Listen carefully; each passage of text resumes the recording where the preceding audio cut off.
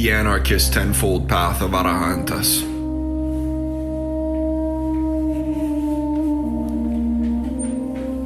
Yin and Yang, the golden Buddha, the black Tara, the white and the black lotus Sangha. This is what's been missing from Buddhist scriptures because of patriarchal corruptions in this yuga. Remember, this is all off the top. No rehearsing, no preparing, no lecturing, just consciousness. Remember, Buddha told us to question everything, including what he said, because he knew he was in a human body. He had limitations. His teachings to many sects and many different branches of Buddhism have been uncompleted, because nobody could ever complete the teachings that we would need to evolve society into a golden age in this yuga.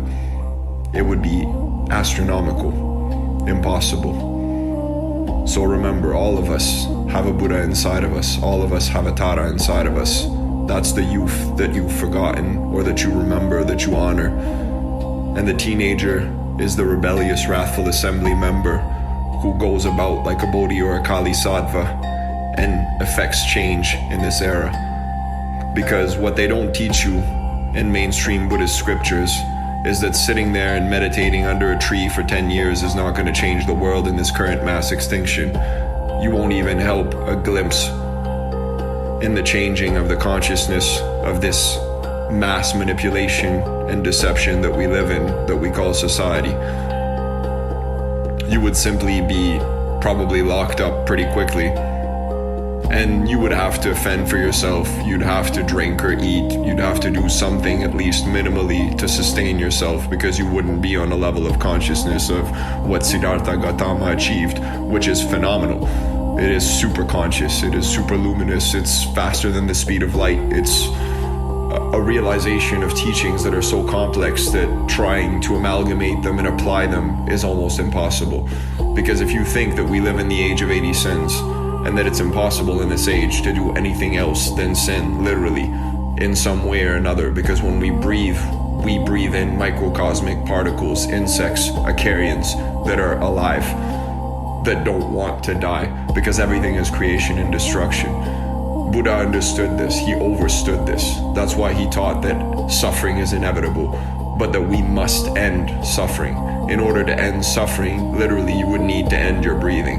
What Buddha didn't want to teach us is that most human beings as a species are very parasitic on this earth, and that their enlightenment would involve their death in the physical for the most part.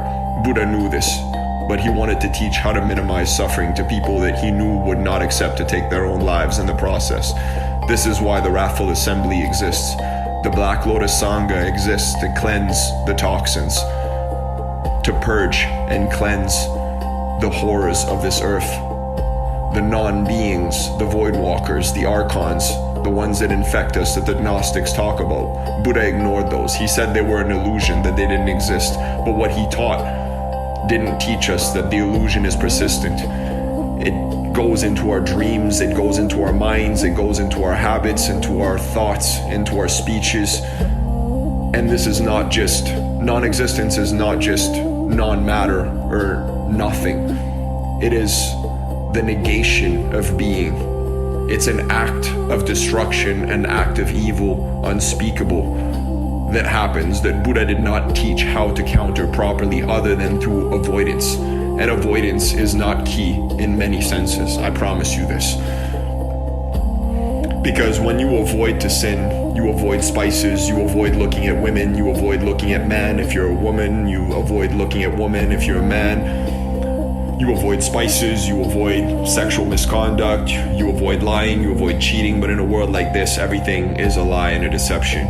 So what do you do in a world that forces you to lie and cheat in order to exist, where you have to eat the flesh of another being in many senses, in many cases, for beings to do this. And even vegans are contributing to suffering through slave labor, child slave labor, through the destruction of commercial crops, through companies that they support, that support animal agriculture, and that just offer a vegan option on the side. Nothing is perfect. Buddha didn't even have a clue of how horrible the world would evolve into being 2,000 or so years later after his coming.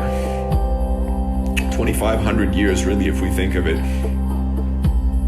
And what's insane about all of that is that we still don't have a solution to samsara and to ending suffering. We do, but that would involve ending our own lives in the process. I don't encourage anyone to do this, quite the opposite. But what I encourage is consciousness, and that misconduct, lying, cheating, drinking, smoking, using spices, sleeping with people and being passionate, there's nothing wrong with that. That's something that Buddhism doesn't teach you. It doesn't teach you how to live. It teaches you how to die. It teaches you the Book of the Dead, the Bardo Todol. It teaches you the bardos after you're living. It teaches you that everything is sinning and that everything will lead to misery unless you sit in a temple, you don't eat spices, you don't look at women or men, you don't do anything else than what you're told, you follow the hierarchy, and you listen to, well, who? The Dalai Lama? Sucking on a little boy's tongue. I wonder what Buddha would have said about all of that. Now, we know that's not Buddha, but imagine that that's the ultimate representative of him, other than the Panchen Lama, who got kidnapped by the Chinese government over 20 or 30 years ago now, and who was never heard of again and was framed and was tortured and MK Ultra'd. And this is what happens every single cycle.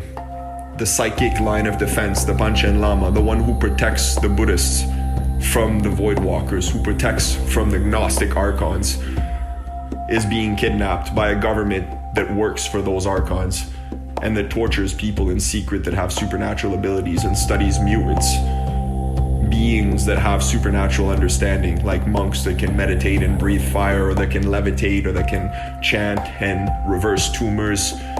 All of these concepts that we know of, that we see even on YouTube sometimes. And we know this happens in hospitals, in temples. Miracles happen every single day, but they won't tell you this. And they won't tell you that miracles won't happen from sitting there and meditating to a 432 frequency hertz on YouTube. It might happen on this music, though, I promise you this, and I'll tell you why. Because this isn't going with anything that you've been teaching or anything that you've been taught. This isn't anything that you could think of that's actually ponderable in any sense other than in a mass extinction event, which we're currently living. This is something which Buddha couldn't teach of because he didn't know that we'd have nukes all over the planet and that we'd have a society with an orange mutant blob horror abomination trying to destroy the nations. He didn't know any of this would happen. Not even Nostradamus could have predicted these prophecies. Even if he predicted some of them, in the process, they're just glimpses in the cosmic tapestry of Guanyin and Kali. And remember, Kali is what they don't talk about. Nobody wants to tell you that machos and rapists and serial killers and all these people that go around society doing things like murdering animals and eating steaks and raping women and objectifying people, grabbing their asses in bars and doing these things, they will get punished so wickedly. They will suffer so much. But this society teaches you that that kind of behavior is rewarded.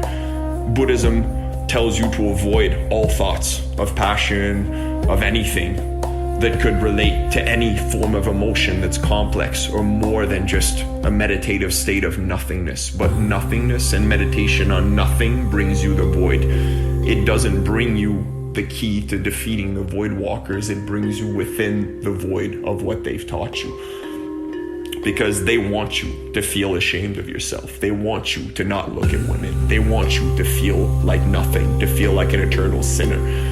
That's what Judeo-Christian traditions teach all of the people, but that's been corrupted in the process in Buddhism as well, and in Eastern philosophies.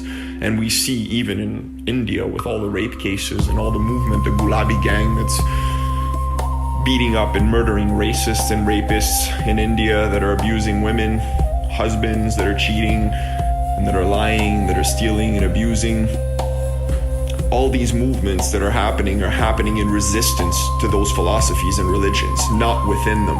They're not happening within a Buddhist philosophy, because the nunneries and the orphanages aren't solving the problem of those women being abused in the process of the patriarchal subjugation of the supremacy of the Dalai Lama in their hierarchy, or of the Panchen Lama if he was there, but that wouldn't work because he's actually the line of defense. So anytime somebody is good, like in the case of people being murdered when they become martyrs for a movement like Malcolm X, or like, you know, some people think of Gandhi as being a revolutionary, but he was murdered by a real revolutionary who actually knew that Gandhi was abusing his niece and abusing people in his ashram. This is something they won't teach you as well, just like the Dalai Lama abusing people, you know. They don't teach you that within these movements there is corruption in ISKCON, in all religions, in all faiths. So don't associate with any of those traditions, criticize them, and then you become the ones that are bringing change within those movements.